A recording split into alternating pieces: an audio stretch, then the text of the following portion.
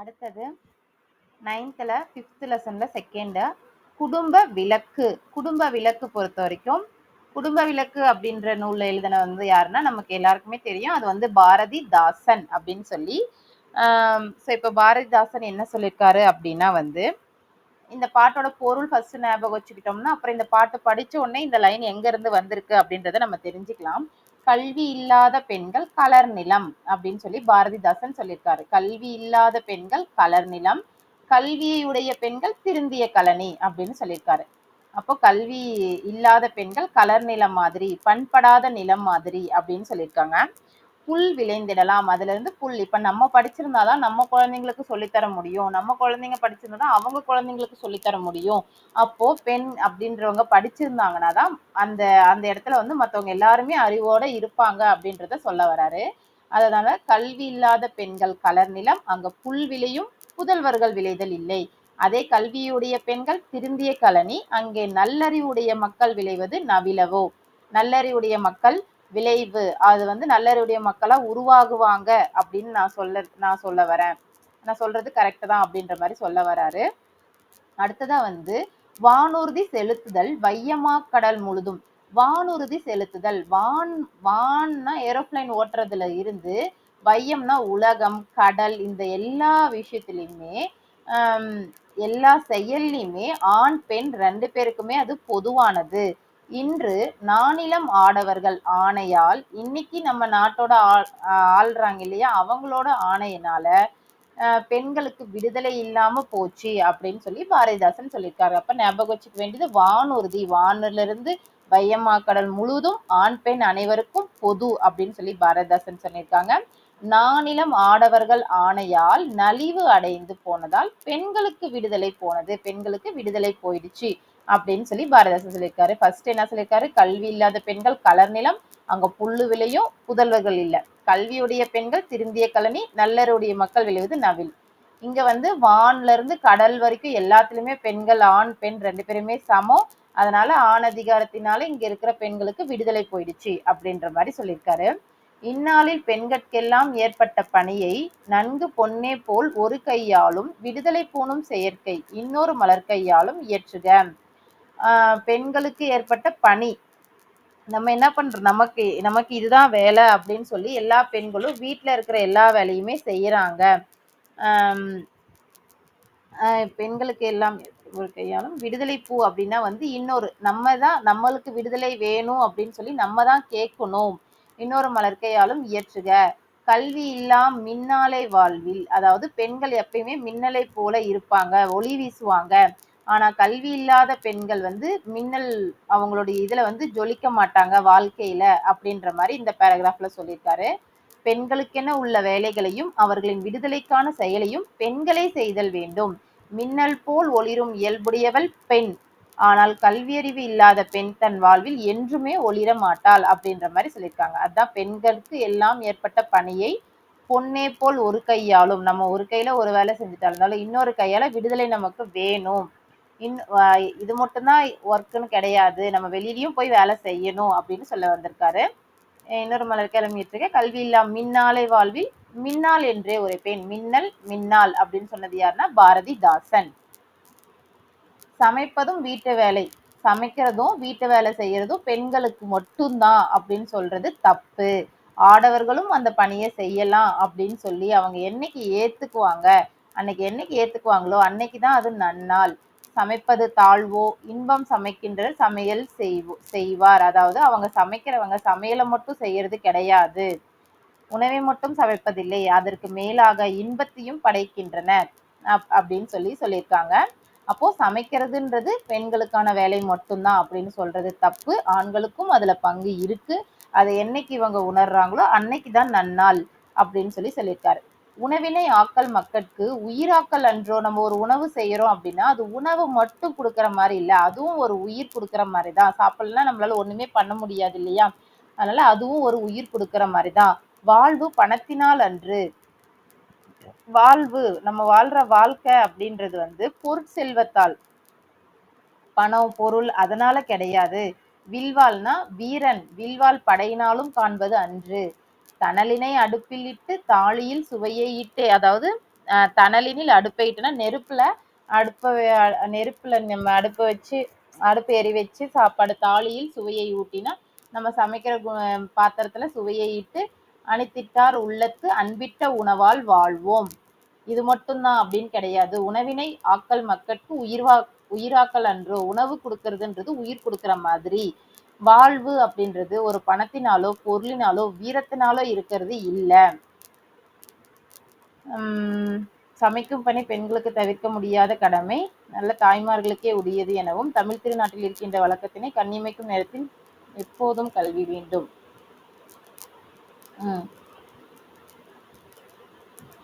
இந்த paragraph 5th paragraph பொறுத்த வரைக்கும், வாழ்க்கை என்பது பொருட்செல்வத்திலோ வீரத்திலோ அமைவதென்று அடுப்பில் நெருப்பு மூட்டி சமைக்கும் களத்தில் சுவையை இட்டு அருகில் இருந்து உள்ளத்து அன்போடு உணவு பரிமாறுதலிலும் வாழ்வு நலம் பெறுகிறது. அருகில் இருந்து உணவு பரிமாறுதலும் தணலினை அடுப்பில் இட்டு தாளியில் சுவையை இட்டே அணித்திருந்திட்டார் உள்ளத்து அன்பிட்ட உணவால் வாழ்வோம். அவங்க உட்காந்து பணிவா நமக்கு பரிமாறுறதுலயும் தான் இருக்கு அப்படின்னு சொல்லியிருக்காங்க.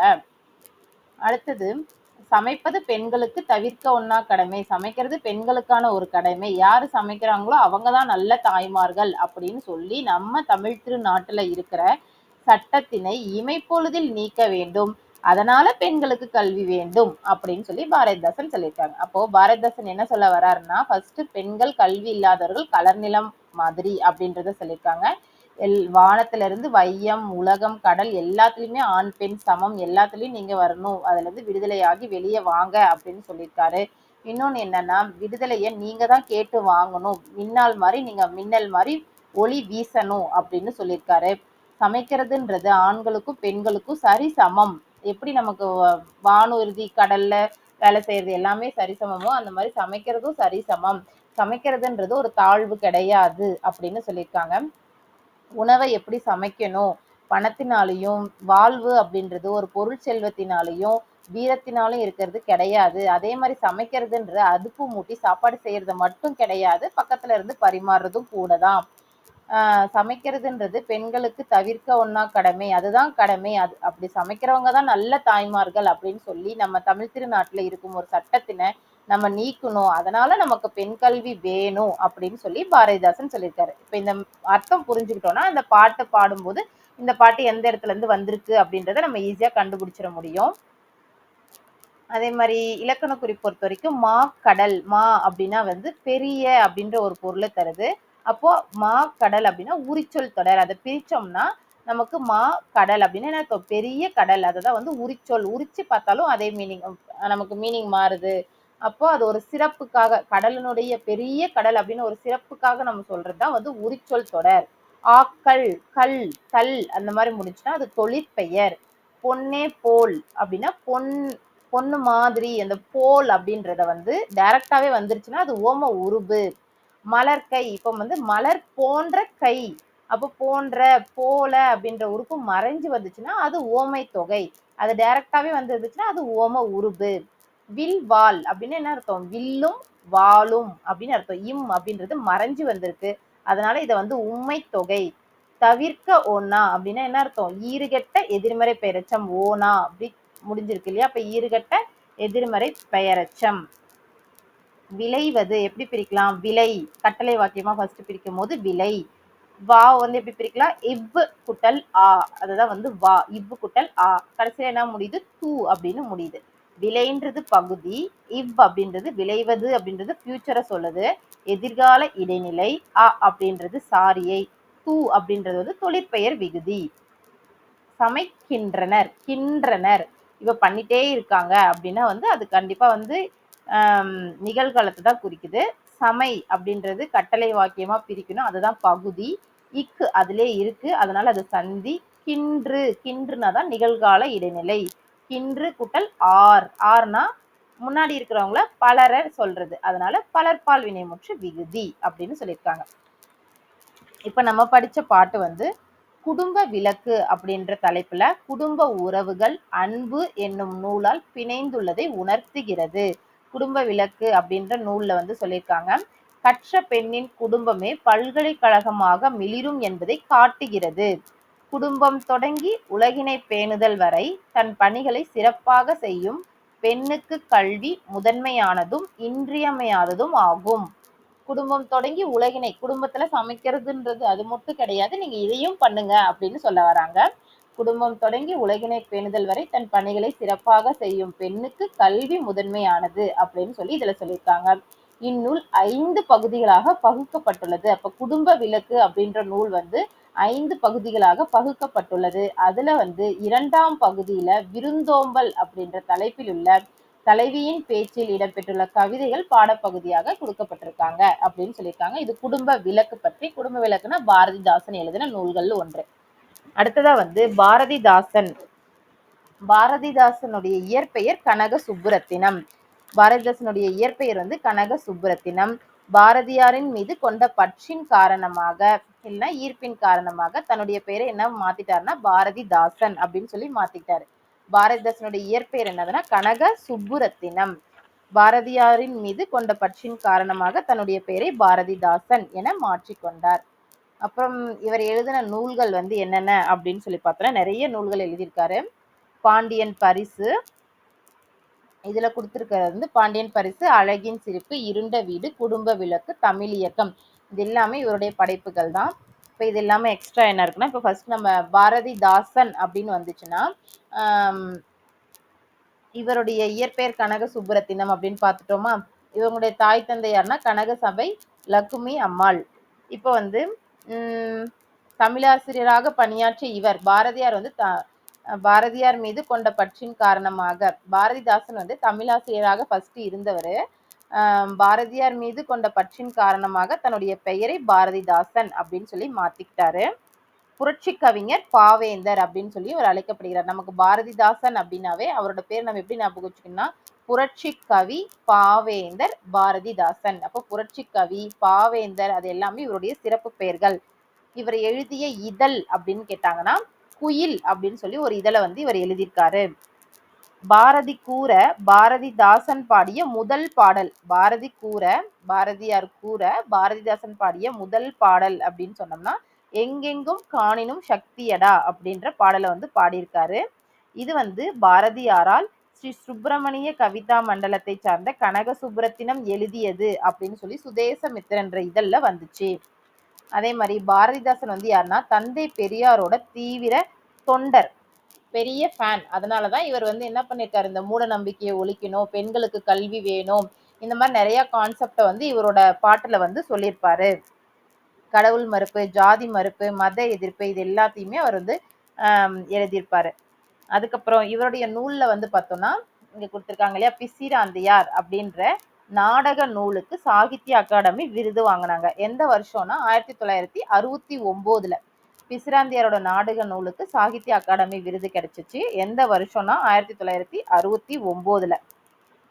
பெண் கல்வி, கைமென் மறுமணம், பொது உடைமை, பகுத்தறிவு, அது மாதிரி புரட்சிகரமான கருத்துக்களை பாடுபொருளாக கொண்டு பாடியவர். என இவர் வந்து பெரியாரோட தீவிர ஃபேன். இவர் எழுதின நூல்கள் எப்படி நம்ம ஈஸியா ஞாபகம் வச்சுக்கலாம்னா ஃபர்ஸ்ட் பாண்டியன் பரிசு. பாரதிதாசனுடைய நூல்கள் வந்து பார்த்தோம்னா பாண்டியன் பரிசு. பாண்டியன் பரிசு அப்படின்ற நூலா பாண்டியன் கிட்ட பரிசு வாங்குறாரு. எதுக்குன்னா தமிழ் இயக்கம். இன்னொன்னு எக்ஸ்ட்ரா இங்க ஒரு நூல் வரும், இங்க இருக்கு. தமிழ் இயக்கம். பாண்டியன் கிட்ட பரிசு வாங்குறாரு. எதுக்குன்னா தமிழ் இயக்கம் அப்படின்ற நூலுக்காக. தமிழ் இயக்கம் அப்படின்ற நூலுல இசை அமுது, இசை அமுது வந்து இங்க மிஸ் ஆயிருக்கு, நோட் பண்ணிக்கோங்க. இசை அமுது பாண்டியன் பரிசு. பாண்டியன் கிட்ட பரிசு வாங்குறாரு. எதுக்குன்னா தமிழ் இயக்கம் அப்படின்ற நூலை இசையோட சேர்த்து கொடுத்ததுக்காக. இசை அமுது அப்படி கொடுத்ததுக்காக இவர் வந்து பரிசு வாங்கினாரா. அடுத்ததா வந்து பரிசு வாங்கும் போது அந்த வீடு வந்து என்னவாயிடுச்சு, இருண்ட வீடா மாறிடுச்சு. இருண்ட வீடா மாறின உடனே பரிசு வாங்கும் போது இருண்ட வீடா மாறிடுச்சுன்னு சொல்லி அங்க இருந்தவங்க சிரிக்கிறாங்க. அழகின் சிரிப்பு அப்படின்னு ஞாபகம் வச்சுக்கோங்க. பாண்டியன் பரிசு, தமிழ் இயக்கம். பாண்டியன் கிட்ட பரிசு வாங்குறாங்க, தமிழ் இயக்கம். அது எப்படி கொடுக்குறாருன்னா இசையோட சேர்த்து கொடுக்குறாரு. அப்படி கொடுக்கும்போது கரண்ட் ஆஃப் ஆயிடுச்சு. இசைனா மியூசிக், மியூசிக் போடும்போது என்ன ஆயிடுச்சு, கரண்ட் ஆஃப் ஆயிடுச்சு. அப்ப இருண்ட வீடா மாறினதுனால அங்க இருந்தவங்க எல்லாருமே என்ன பண்றாங்க, சிரிக்கிறாங்க. அழகின் சிரிப்பு. அதுக்கப்புறம் என்ன ஆகுறாங்கன்னா குடும்ப விளக்கு. அங்க வந்து விளக்கு வந்து மெழுகுவத்தி மாதிரி எடுத்துட்டு வராங்க. குடும்ப விளக்கு. அப்ப இருட்டுல கொஞ்சம் பேர் பயந்துட்டாங்க. பயந்து கத்துனது வந்து யாருன்னா தமிழச்சி. தமிழச்சியின் கத்தி. அதுக்கப்புறம் பிசிராந்தையார், தமிழச்சியின் கத்தி. அப்புறம் பிசிராந்தையார் வராரு. எதிர்பாராத முத்தம், பிசிராந்தையார் வந்துடுறாரு. அப்ப எதிர்பாராத முத்தம், அதுக்கப்புறம் வந்து கண்ணகியோட புரட்சி காப்பியம், இது எல்லாமே வந்து பாரதிதாசனுடையது தான். குறுங்காப்பியம் எது எதுன்னு சொன்னோம்னா இந்த பாண்டியன் பரிசும் எதிர்பாராத முத்தம், இது ரெண்டுமே என்னன்னா குறுங்காப்பியம், சின்னது காப்பியம், குறுங்காப்பியம் அப்படின்னு சொல்றாங்க. அதுக்கப்புறம் இவர் என்ன சொல்லியிருக்காங்கன்னா, உலகம் உண்ண உன் உடுத்த உடுப்பாய் இரு அப்படின்னு சொன்னது யாருன்னா பாரதிதாசன். அறிவை விரிவு செய் அப்படின்னு சொன்னதும் பாரதிதாசன் தான். பெண் எனில் பேதை என்ற எண்ணம் இந்த நாட்டில் இருக்கும் வரைக்கும் உருப்படல் என்பது சரிப்படாது அப்படின்னு சொன்னது யாருன்னா பாரதிதாசன். அடுத்தது இங்க சொல்லியிருக்காங்க, பட்டங்கள் ஆள்வதும் சட்டங்கள் செய்வதும். பட்டம் சட்டம் அப்படின்னு ரைமிங்கா பாடினது வந்து யாருன்னா பாரதியார். பட்டம் சட்டம், பட்டங்கள் ஆள்வதும் சட்டங்கள் செய்வதும் பாரினில் பெண்கள் நடத்த வந்தோம் அப்படின்னு சொன்னது பாரதி. ரைமிங், பட்டம் சட்டம் அந்த மாதிரி ரைமிங்கா வந்துச்சுன்னா பாரதியார்.